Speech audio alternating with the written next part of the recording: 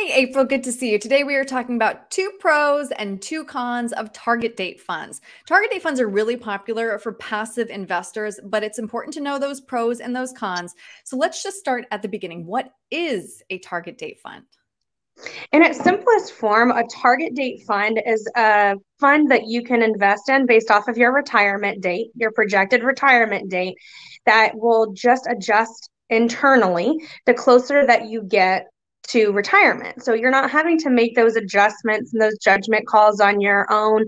And as you'll see on the chart there, the stock percentage will be higher the longer that you have until retirement. The closer that you get to that retirement date, you'll see the bonds continuing to increase, the fixed income side continuing to increase, with the concept that what will happen is on an annual basis between now and the time that you retire, that overall you're reducing that risk exposure as you get Mhm. closer to retirement.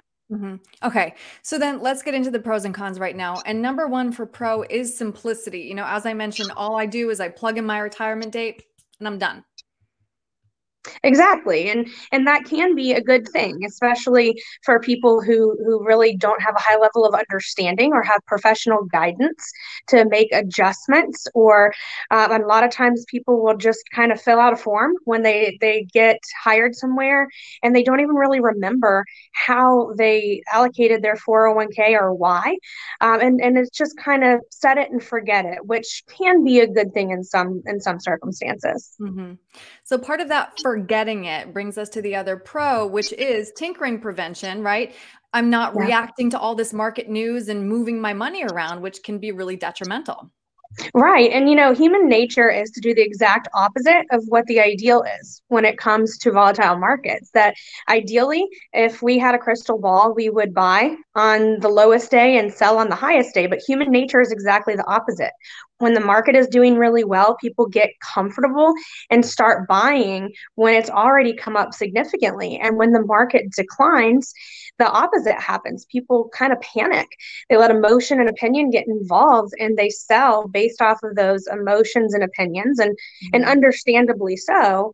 But a lot of times that's very counterproductive. So that Mhm. aspect of a target retirement fund can be helpful, because human nature is really, like I said, it's the opposite of what you really want to be doing most of the time. Right, right.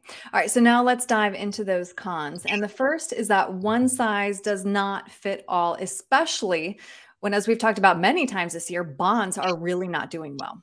Absolutely. And when we look at our market benchmark chart that we share all of the time, the difficult thing right now is that not only are we seeing volatility in the stock market, we're seeing a pretty tremendous amount of volatility in the bond market as well.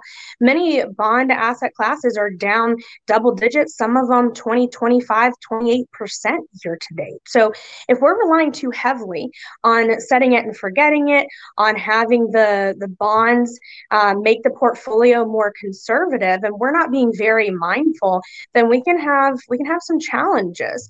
And if you're getting closer to retirement, and that might not be a real good scenario if you're assuming that target retirement date is moving into a more conservative position in this bond environment. So Right. particularly not a one size fits all the closer that you get to retirement. Right.